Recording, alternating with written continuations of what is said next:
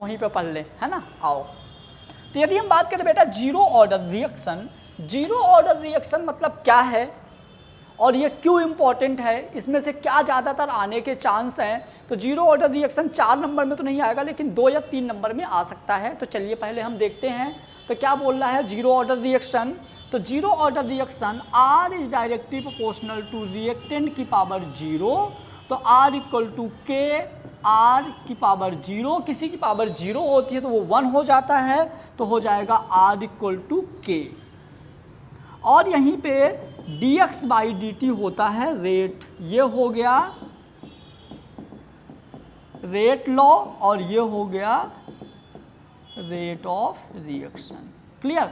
अब यहाँ पे यदि हम इसकी डेफिनीशन देखते हैं, यदि हम डेफिनीशन देखते हैं तो क्या लिखा हुआ डेफिनीशन में, reaction in which rate of reaction does not depend on the concentration of the reactant are called zero order reaction.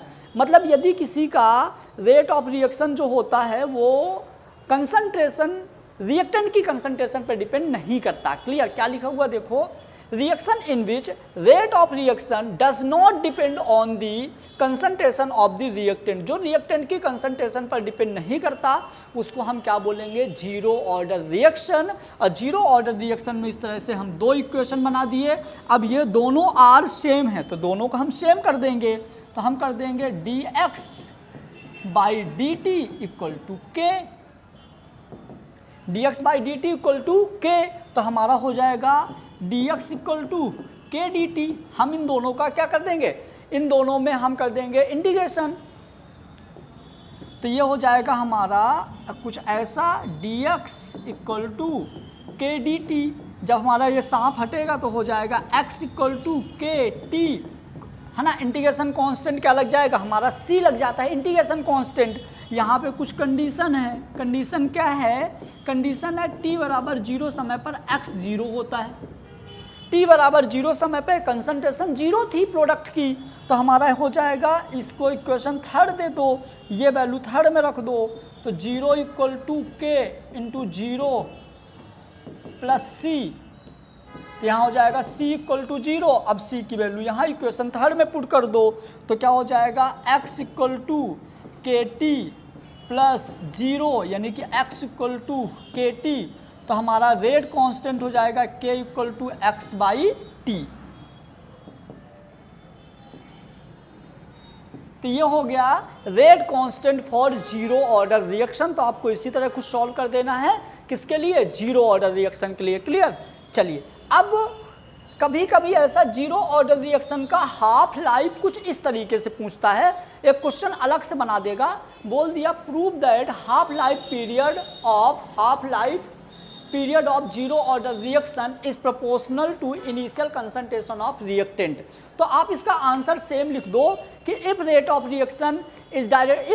Reaction R does not depend on the concentration of reactant. आप screenshot ले लो। If rate of reaction does not depend on the concentration of reactant, then it is known as zero order reaction. फिर for a zero order reaction, that relation between R and concentration expressed by the following. Clear? तो यहाँ पे हमने express किया था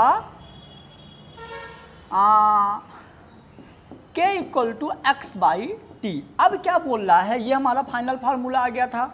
ये बोल रहा है बेटा half life period for zero order. तो जीरो ऑर्डर के लिए क्या होगा, तो जीरो ऑर्डर का t जो है हो जाएगा t हाफ और कंसंट्रेशन जो है x इक्वल टू हो जाएगा a हाफ। हाफ लाइफ में जो कंसंट्रेशन है वो आधी हो जाएगी, तो हमारा फार्मूले में हम पुट कर देंगे, तो k इक्वल टू एक्स के जगह a बाई 2 और t के जगह t हाफ। हमको टी हाफ निकालना है तो टी हाफ इधर ले आओ, तो ये हो गया टी हाफ, ए यहीं रहने दो, के नीचे ले जाओ तो 2k। तो ये हो गया हमारा जीरो ऑर्डर रिएक्शन के लिए टी हाफ का फार्मूला। यहाँ पे आप सारी चीज़ें ज़रूर लिखिएगा अच्छे से एग्ज़ाम में कि आपका ए क्या है, टी हाफ क्या है, एक्स क्या है, ये सब लिखा करिए। एक होता है initial concentration, half life period और final concentration after T time. तो इस तरह से आप जरूर लिखो। क्लियर। तो ये हो गया हमारा बेटा जीरो ऑर्डर रिएक्शन। यहाँ पे यदि आपको कोई भी डाउट हो तो आप कमेंट बॉक्स में कमेंट करके ज़रूर बताइएगा, तभी हम आप लोगों का आगे का सारे क्वेश्चन सॉल्व कर पाएंगे। यदि आप डाउट ही नहीं बताओगे तो कैसे होंगे। क्लियर। तो चलिए ये हो गया अपना जीरो ऑर्डर रिएक्शन।